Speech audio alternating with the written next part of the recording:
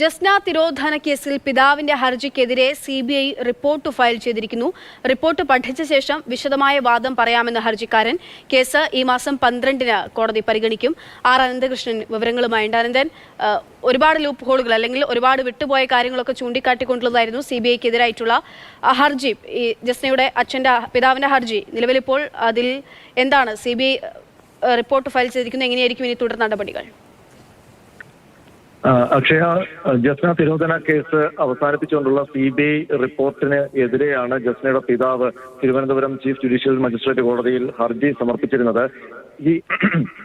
ഈ ഹർജിയിൽ കൂടുതൽ സമയം സിബിഐ ചോദിച്ചിരുന്നു. അതിന്റെ അടിസ്ഥാനത്തിലാണ് ഹർജി ഇന്ന് കോടതി പരിഗണിച്ചത്. ഇന്ന് സിബിഐ ഈ ഹർജിക്കെതിരായ റിപ്പോർട്ട് കോടതിയിൽ സമർപ്പിച്ചു.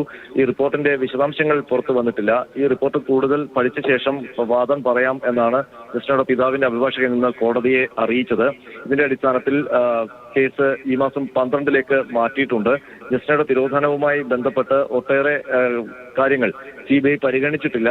വിശദാംശങ്ങളൊന്നും പരിഗണിക്കാതെയാണ്, പ്രധാനപ്പെട്ട തെളിവുകൾ അവഗണിച്ചുകൊണ്ടാണ് സിബിഐ അന്വേഷണം പൂർത്തിയാക്കിയതെന്നാണ് ജസ്നയുടെ പിതാവിന്റെ ഹർജിയിലെ പ്രധാന വാദം. അതിനൊപ്പം തന്നെ ജസ്നയുടെ ഒരു സുഹൃത്തിനെ കേന്ദ്രീകരിച്ചുള്ള അന്വേഷണവും ഉണ്ടായില്ല എന്നും ഈ ഹർജിയിൽ പറയുന്നുണ്ട്. അപ്പോൾ ഈ കാര്യങ്ങൾക്കെതിരെയാണ്, ഈ ഹർജിയിൽ പറഞ്ഞിരിക്കുന്ന ഈ ആരോപണങ്ങൾക്കെതിരെയാണ് സിബിഐ ഇന്ന് റിപ്പോർട്ട് സമർപ്പിച്ചിരിക്കുന്നത്.